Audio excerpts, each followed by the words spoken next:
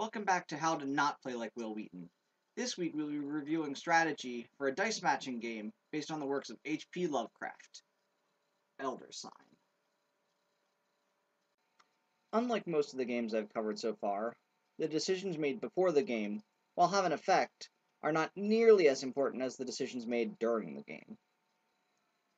The first decision to make is which Elder God you wish to face. The biggest difference between the gods is how long the game will take. The more Elder Signs required, the longer the game. The three easiest Elder Gods to face are Yig, Nyarlathotep, and Yog-Sothoth. They are the easiest because you can pretty much just play around their effects, and therefore they will not cause you any harm. The two most difficult are Shub-Niggurath and Ithaquia, because their effects are pretty much impossible to play around, because it's impossible not to have any monsters, and you're almost guaranteed to use unique items or spells. The next decision to make is what investigators you wish to use. If you decide to just go the random route, you can skip this step, but it really helps to pick when you're first starting to play. Now, while the game mentions that it can be played with 1 to 8 players, what it does not mention is that the difficulty of the game depends on the number of players. The game is most difficult with 1 player, and levels off once you reach about 4. The low end is difficult because the pool of total stamina and sanity is so small. And once you go over 4, the extra health balances with the fact that players will not go every day, meaning you will not get to take advantage of your best abilities every single day. What I recommend is, actually, if you have less than 4 people, have 1 or more people have 2 investigators, so you bring up the total investigators count to 4. The investigators can be broken down into a couple different groups. First, there are the healers. I highly recommend having at least Vincent or Carolyn in your group. This will allow you to risk adventures that have the corresponding trait as a penalty without much worry. This will prevent you from losing characters, so you will not gain Doom tokens from this method. The next group are the double item investigators. 3 of these double one of the types of items you receive from completing quests, while the 4th lets you use clue tokens twice. This makes the clue investigator the weakest, since his power is useless if you make the first roll. But it is made up for the fact that there are almost twice as many adventures that give clue tokens than any of the other items. It is good to have at least one of these investigators, possibly 2. I recommend the Magician Drake, because spell locks are extremely powerful and make up most of the spell deck. The third group is made up of the Dice Changers. Harvey and Michael are powerful because they can remove terror emblems, which is extremely helpful for completing adventures with terror effects. Mandy is probably the best because she's a mini clue token every single day. Also, the terror effects can be countered better by an investigator in the 4th group. The last group is the Miscellaneous Group, the investigators that do not fit any other description.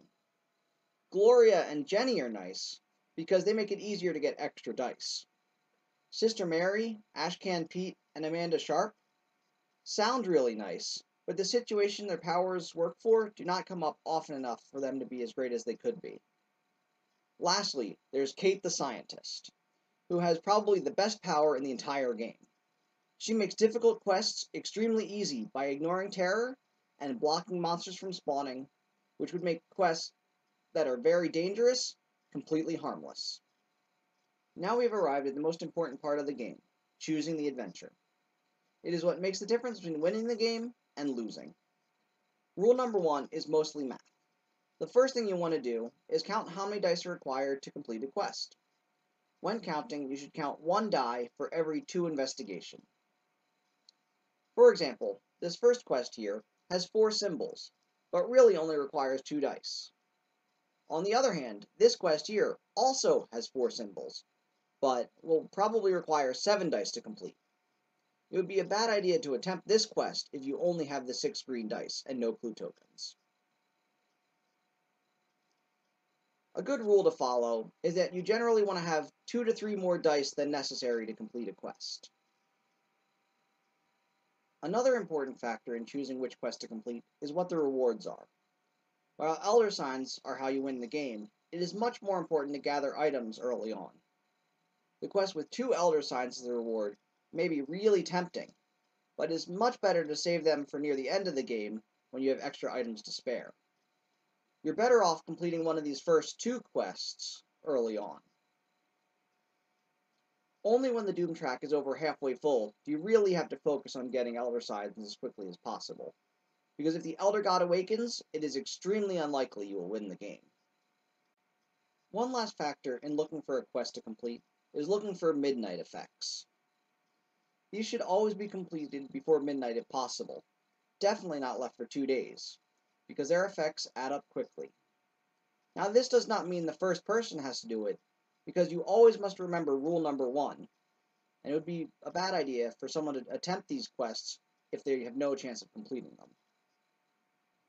One last thing to remember is do not be afraid to use your items. In fact, if you have items, you should probably be using at least some of them on your quest.